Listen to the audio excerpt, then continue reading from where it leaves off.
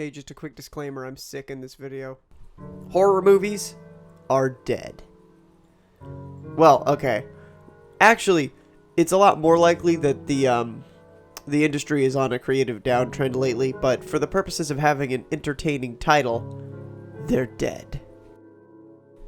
And, it's funny because I think the last time a horror movie was genuinely relevant was Five Nights at fucking Frederick's. So that ties in beautifully to the topic of this video. But before that was 2016's It, as far as I can remember. So, yikes. And you know, it's not as if there's no interest in horror movies. I mean, if there are good horror movies, people will watch them. That right there is the problem. There aren't any good horror movies. Like, at all. Look at this. This is what Google thinks is popping off in the last 5 years. Talk to Me, No One Will Save You, The Boogeyman, When Evil Lurks, The Exorcist, Believer. Believe it! Thanksgiving, There Will Be No Leftovers. Is this a satire piece? Winnie the Pooh! These are verbatim what Google thinks were the most successful horror movies in the last year. Or last 5 years? I don't even remember what I Googled. Who cares? Now, let me tell you, as someone who doesn't watch horror movies, why every single one of them probably flopped. Ghosts, aliens, literal boogeyman, demons, scary man with axe, and demons, scary man with knife. See what I'm getting at? How many movies do you honestly think there are where the big spooky guy is just a dude with a weapon? The well is completely dry, my friends. Like, why are we still making horror movies about demons, ghosts, or dudes with sharp household objects? Oh, I know. Because the people making them are unoriginal, uninspired, and creatively bankrupt. You know, I didn't care all that much for Baldur's Gate, but you know how I know it was good and successful? Because other people talked about it. I couldn't not hear about it, you know? I don't play tabletop games or video games based on tabletop games. It's nowhere near the genre that I enjoy. And yet, no matter where I went, I couldn't stop hearing about it. But you know what I've never heard of? Talk to Me, No One Will Save You, The Boogeyman, When Evil Lurks, The Exorcist, Thanksgiving. I've never heard of any of these movies. Like, I'm sorry, bro. If you're in the horror movie industry and you say to me that you're greenlighting the movie Masked Man with Knife 4, The Nightmare Returns, Resurrection, and nothing instead of a Mandela Catalog Netflix series, then it's, good lord, it's beyond obvious that you just have no idea what you're doing. You're out of touch, you got no clue, and I can prove it. The job of a horror movie writer/director is not a difficult one, especially in the last 5 years, because the key to literally endless writing material, relevance, dollars, has been right in front of them for years.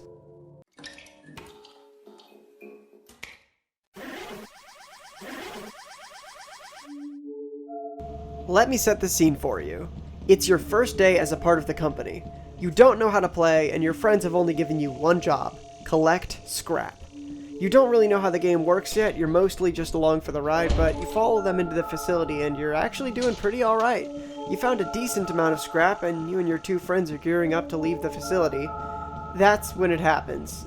In their haste to leave, they open up a door with a landmine just beyond it. They are both instantly blown to bits, and it all happened faster than you could even process. Now you're alone, lost, and heavily weighed down by 67 pounds of scrap, which they're now solely depending on you to deliver back to the ship. You're about 10 feet away from their corpses when it occurs to you that you should probably go back and sort through their stuff, since a lot of it was more valuable than what you had. You double back to face the corridor, and there, right at the end of the corridor, through the door, you spot them in the darkness. A set of white eyes staring you down briefly before disappearing into the pitch black.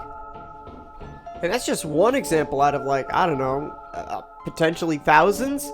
I mean, Lethal Company, man. Its multiplayer, gameplay, setting, and especially its incredibly sexy proximity chat feature all come together to create the ultimate clip creating formula. I mean, there's a reason why Lethal Company compilations are still doing absolute numbers on YouTube. Like I said, that was a hypothetical scenario that I created, but it's based on a situation that I found myself in countless times. There are fewer games in which it's scarier just to be lost and alone. In an ideal Lethal Company run, you go in, immediately find lots of scrap, and then leave with pockets full before dark. Every Lethal Company day works on an 11-minute clock. At midnight, your ship leaves whether you're in it or not. Monsters inside the facility spawn on a curve as time goes on, meaning that early on, spawn rates are generally low, but increasing the later it gets, meaning that this is a very bad game to be lost in. But sometimes you don't really have a choice. Scrap spawns pretty randomly throughout the facility, meaning it's not always going to be right there at the entrance. When you can't find any scrap, there's only one thing you can do. Keep looking. So you travel deeper into this series of identical looking hallways and catwalks. Every minute is a gamble on something spawning that could be your undoing. Every minute searching brings you 1 minute closer to your ship abandoning you. Now, you might have noticed I'm using modded footage, and that's because it's simply way more interesting than normal footage.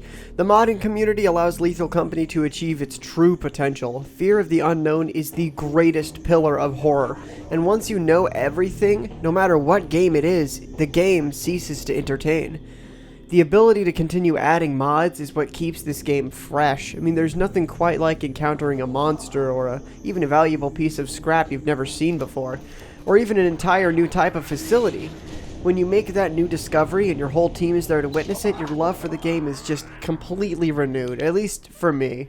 So, come on, tell me you see how this concept is ripe for cinema.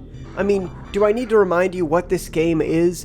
In the distant future, teams of scavengers are sent out into space to explore places where humanity has obviously been, but that for some reason are totally barren and empty. Were these places abandoned by choice, or did something wipe them out? Whatever the case, there's no time to ruminate on it, you've got a job to do. The mysterious company you're employed by needs you to collect as much scrap as possible on dangerous moons infested with monsters. That's right, the company needs you to risk your life and shake off having to see your only comrades die horribly, all for the sake of a tattered metal sheet worth less than the suit you're wearing. You have no means of defense whatsoever. You could have been equipped with at least a decent stun gun, but one of the new recruits thought it would be funny to buy 52 pro flashlights instead. But at the end of the day, it probably doesn't matter. Everything this nickel and dime company sells to you is defective in some way. The teleporters don't teleport anything useful. Flashing an enemy with the radar booster blinds you too. Speaking of light, the standard company flashlight only lasts for about a minute and a half. After that, you're in the dark. Stun grenades are a great distraction for enemies when they aren't duds. Whatever, it's not like it matters. You've never taken much outside your pro flashlight into the facility anyway. You don't need fancy toys like radar boosters and flashbangs to take up space and weigh you down. But you really can't go wrong with a classic pro flashlight. It doesn't weigh a huge amount, it helps massively in dark areas, and personally, you don't feel comfortable going inside without one. Not after the apparatus incident. You're always the first man inside the building. You wouldn't describe yourself as eager to get started, more like eager to be done. You get in, quickly pocket any little thing you can get your hands on, and you're back in the ship by 11 a.m. If the idiots on your crew want to screw around on the ship for the first few valuable hours, they sure as hell can. Just means they'll have to go a little deeper than you did. This time was different, though. Making your way into the abandoned facility, you don't immediately see anything. There's only one pathway to go through from the entrance. You're getting uneasy, but you go deeper in. Okay, this is fine, you think to yourself. I just have to look a little further. You start scanning more frantically, hoping that something, anything, pops up on your visor, but it doesn't. It just doesn't. You're up and down multiple sets of stairs by now, and you've ended up in a tangled series of corridors. It's something like 3 p.m. now, and you're getting panicked and desperate. The best you could possibly find was a cookie sheet and a key, and you begin to hear skittering and stepping coming from all around you. But it's not the rest of your team. No, it's something else. By this point, you've made up your mind. You've got to get out of here before you run into something that doesn't see eye to eye with you. You start trying to make your way back, but you're all turned around. You're starting to get angry. Where the hell is my team? You start to think to yourself, why am I the only one down here? You're randomly going up and down stairways now, praying that eventually something looks familiar to you. As the unfamiliar sounds of intruders fill the otherwise empty air, finally you see it. The familiar floor tile of the entrance where you came in. You rush outside and book it back to your ship, barely escaping a forest giant. When you make it back to the spacecraft, what else should you find but 3 bodies piled up near a circuit bee nest? Those idiots never even made it into the facility. They were dead the whole time, and the entire mission was riding on your success. See what I mean? This concept is prime for a movie. It has horror, suspense, even a little comedy in the way things can go so horribly, comedically wrong, so fast and so randomly. If Lethal Company had a movie, I can guarantee it would revive the whole horror genre. Or at least it would show the rest of those retards what they're doing wrong. Well, I don't understand. We did everything right. We had a scary man who was demonically possessed and was wielding a sharp household object. What more is there to it? We even had a scene where the lady gets in the car, and she tries to start it, but all the keys, man, they just keep slipping out. The car doesn't start, the keys keep falling out of her hands. We did everything right. Like I said, if Lethal Company had a movie, it would revive the horror genre. It could even be an amazing horror comedy. But if we're talking pure horror, I have a different game in mind. Attention. All personnel report to immediately.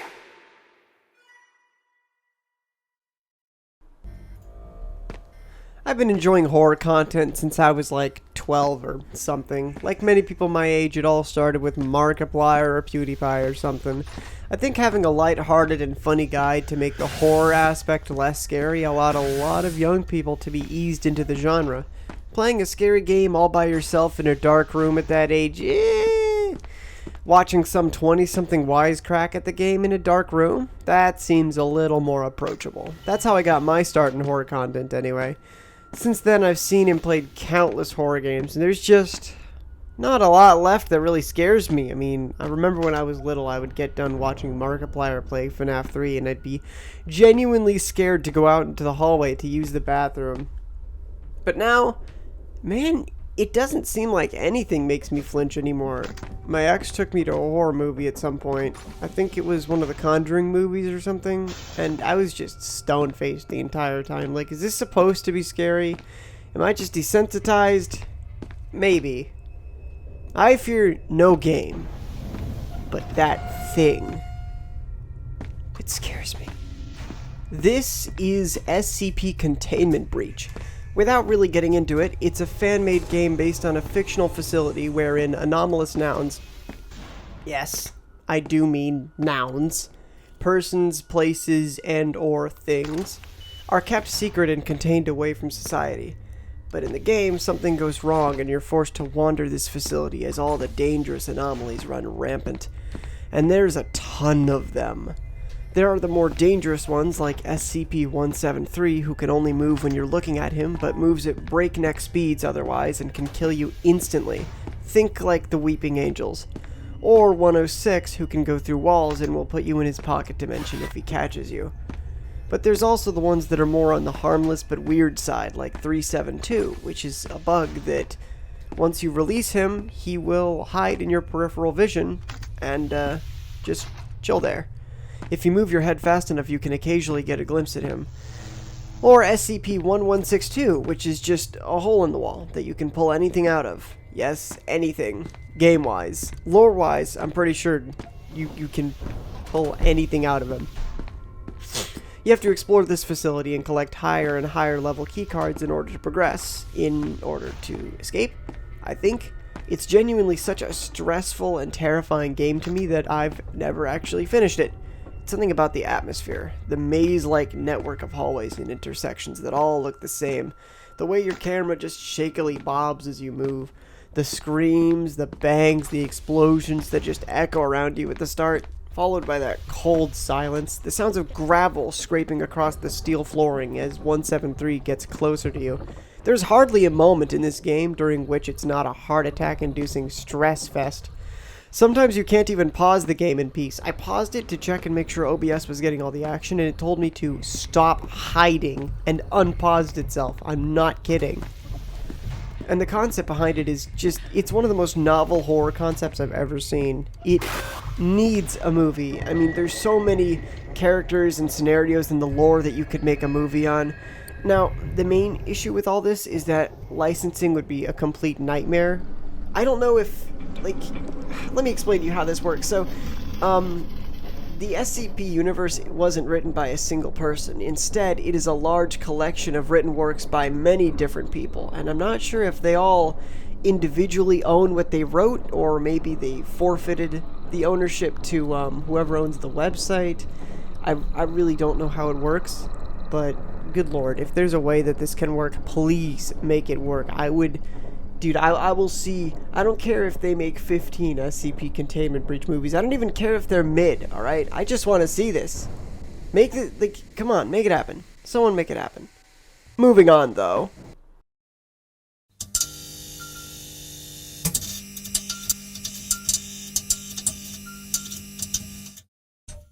See, fear of the unknown is the essence of fear itself. If I told you that in 42 minutes, a monster that preys on dehydrated people will spawn in your house, you'd be afraid, sure. Well, I mean, if your tap is out, then maybe you'd be afraid. But if I told you that at some point in the night, something will enter your home by unknown means, I think that would intimidate you a lot more. After all, it's not the dark itself that children are afraid of, it's what may or may not be hiding inside. Without the reassurance of a bright light, how can you know? The chances that someone is stalking you at any given time are slim, but never zero. And that's what I love about the backrooms as a concept, and why I really don't like that there are genuine backrooms lore videos on YouTube, attempting to flesh out a concept that only worked so well in the first place because it wasn't fleshed out. That OG 4chan post was genius in how vague it was, and that's why it blew up in the first place. You're going about your day when all of a sudden you're in this place. It seems familiar. You feel vaguely like you've been here before, but not like this. It's almost like a place that was designed unintentionally, if that makes any sense. It's like when a child tries to build a huge mansion in Minecraft, but has no sense of design, so it just ends up being a rigid, linear series of hallways and large rooms with no real defining features. How do you get out? Can you get out? And most importantly, what's that noise coming from around the corner? Another cool thing about the backrooms is that if ugly yellow wallpaper isn't your preferred flavor of liminality, there are tons of backrooms concepts, like the pool rooms, the hotel rooms, heck, any image on the internet of an empty room that makes you feel slightly uneasy can be a quote-unquote backrooms level. Actually, it's kind of funny because for the past few years I've been having bathroom dreams. Not like bathrooms, no, bathrooms. Like endless public restrooms with endless weird toilets and shower stalls and stuff. If dreams have meaning, then good luck figuring that one out. It would be so easy for them to have the backrooms as a horror movie. It doesn't even have to be about the backrooms. I can think of a million scenarios that you could use the backrooms as a catalyst for. Maybe two people who hate each other end up lost in the backrooms together and have to settle their differences. Too generic? Alright, let me cook a little here. What if a suicide...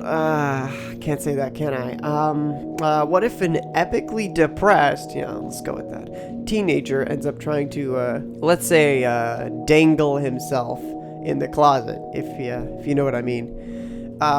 But he clips out of the rope and falls into the back rooms. Maybe after being lost for a while with no way of offing himself, he has time to think and gains a new appreciation for life, deciding to try and find a way out.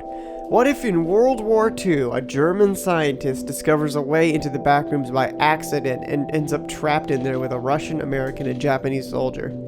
Maybe they all have to find ways of communicating without using their words since they won't be speaking the same languages. I mean, you could do a million things with the backrooms as a concept. Heck, what if there is no supporting cast? What if it's just one guy in the backrooms? Alone. I can think of only a few things more terrifying than being all alone in a place you don't recognize with no sense of direction. Would he make any progress towards finding his way out? How would it affect his psyche? You know, I say all this, but I bet these possibilities have all been explored by YouTube animators in Blender. In conclusion, I'd like to state again that the horror movie industry has absolutely no excuse to be fumbling like this, not when they have every positive example to look up to and be inspired by. I wish that more movies would come out like, 5 Days at Frederick's, or whatever the hell his name is. Fried Rice at Denny's? Fried rice at Denny's.